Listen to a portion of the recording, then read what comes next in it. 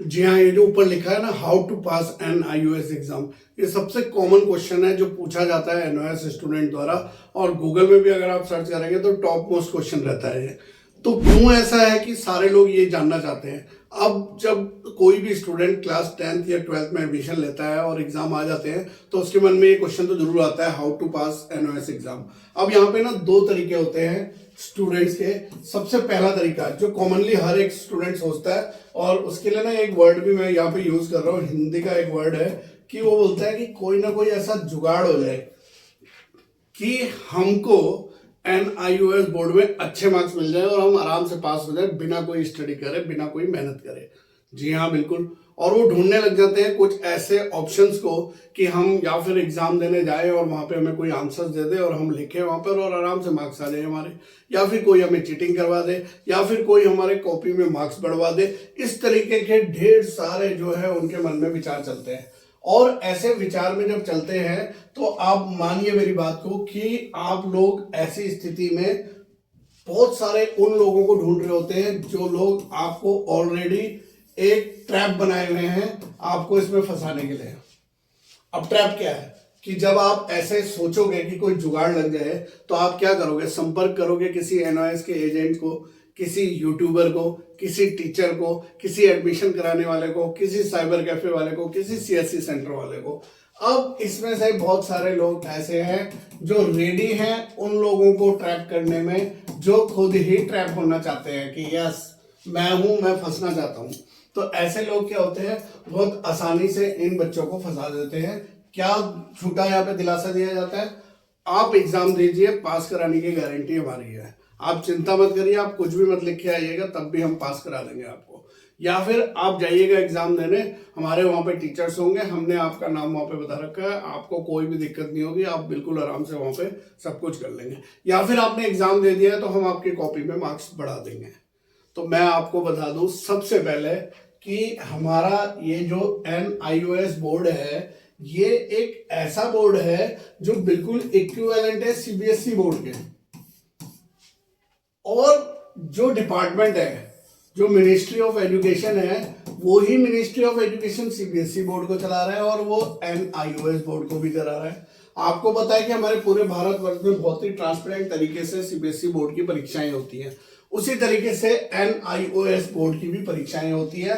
हाँ, मैं मानता हूं कि कुछ बीते हुए साल में ऐसा जरूर हुआ है कि जहां पर बहुत सारे धांधलेबाजी NIOS बोर्ड में होती थी और वहां पर इस तरीके के कार्य होते थे जहां पर स्कूल्स के टीचर्स, स्कूल के प्रिंसिपल जो है स्टूडेंट्स की हेल्प करके उनको जो है बहुत आसानी से क्वालिफाई करा देते थे। लेकिन अब मैं आपको बताऊं, NIOS बोर्ड ने पिछले कुछ 1-2 साल से ऐसे बहुत ही हार्ड डिसीजन लिए हैं जो उन स्टूडेंट्स के लिए तो बहुत अच्छे हैं जो लोग पढ़ाई करके जाते हैं, और एक जो पारदर्शिता होनी चाहिए, एक जो ट्रांसपेरेंसी होनी चाहिए बोर्ड एग्जाम्स में, वो निकल के सामने आई है। तो चलिए स्टूडेंट, बिना आपका समय गवाए ना आज मैं जल्दी से आपको 3 ऐसे स्टेप्स बता देता हूँ जिससे आपकी कम समय में बहुत अच्छी प्रिपरेशन हो जाएगी। देखिए स्टूडेंट, करना क्या है आपको? सबसे पहला चीज, आप बोलोगे कोई नई चीज नहीं बता रहा हूं, लेकिन ऐसी चीज है जो आपको अगर कर लोगे तो बहुत अच्छा रहेगा।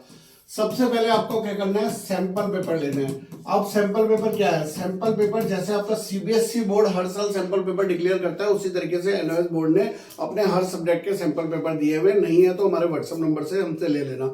इस सैंपल पेपर में आपको बहुत अच्छे तरीके से बताया हुआ है कैसा क्वेश्चन पेपर आने वाला है एक पर्टिकुलर सब्जेक्ट का, उसके मार्क्स एलोकेशन दिया हुआ है, उसका वर्ड लिमिट दिया हुआ है और साथ में सॉल्यूशन भी दिया हुआ है, और साथ में बताया हुआ है किस क्वेश्चन को करने पे कितने मार्क्स आपको मिलेंगे।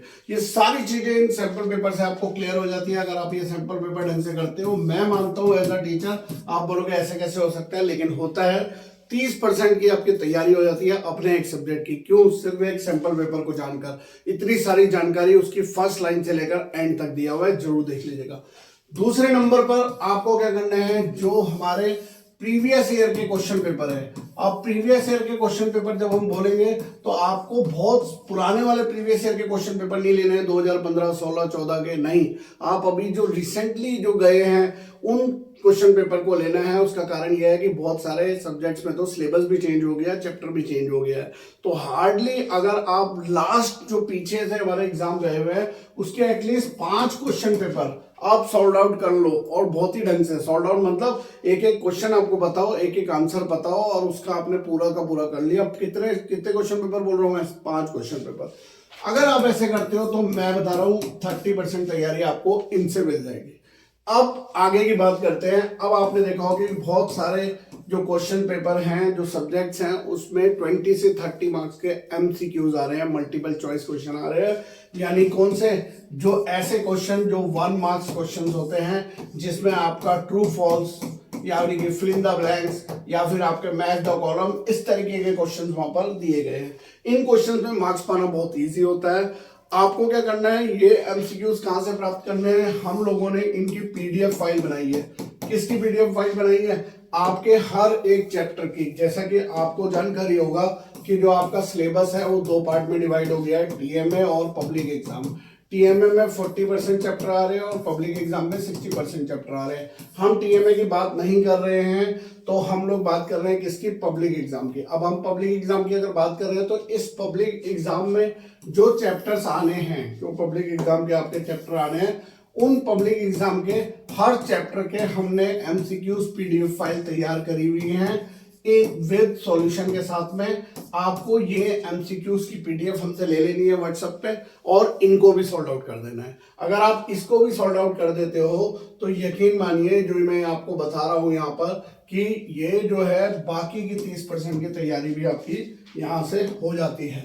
10% बचते हैं, वो आपकी कैपेबिलिटी पे डिपेंड करता है कि कितनी तैयारी आपने कर रखी है अपना। इस स्ट्रेटजी को अपना लो, बहुत ही सिंपल सी है, बहुत लोगों को पता भी है, लेकिन इंप्लीमेंट बहुत कम स्टूडेंट करते हैं। मैं एक आपसे जो है यहाँ पर दावा करता हूँ कि सिर्फ पहला सब्जेक्ट, जो भी एग्जाम का पहला सब्जेक्ट आपका होने वाला है, उसको इस तरीके से आप तैयारी करके जाइए। अगर पेपर अच्छा नहीं गया ना, तो आप क्या करिएगा, सबसे पहले आके चैनल में कमेंट कर दीजिएगा और चैनल को अनसब्सक्राइब कर दीजिएगा। लेकिन अगर आपका एग्जाम अच्छा गया तो चैनल में आके एक अच्छा कमेंट बताइएगा कि ऐसा हुआ है, और साथ साथ में हमारे चैनल को शेयर जरूर करिएगा। तो इस दावे के साथ में ये सारी स्ट्रेटेजी मैं आपको दे रहा हूँ, अपनाइए जरूर। बहुत ही सिंपल सी बात है, हर किसी को पता होता है, लेकिन एक डिसिप्लिन से करके देखिए, आपके सारे सब्जेक्ट में अच्छे मार्क्स आ जाएंगे। चाहे आपका सब्जेक्ट पेंटिंग है या फिजिक्स है या केमिस्ट्री है या मैथ्स है, सभी सब्जेक्ट में सेम स्ट्रेटेजी काम कर रही है। पिछले कई सालों से मैं स्टूडेंट को करा रहा हूँ। और हमारे चैनल को सब्सक्राइब कर लीजिएगा, तो और भी महत्वपूर्ण वीडियोस आपको मिलती रहेंगी।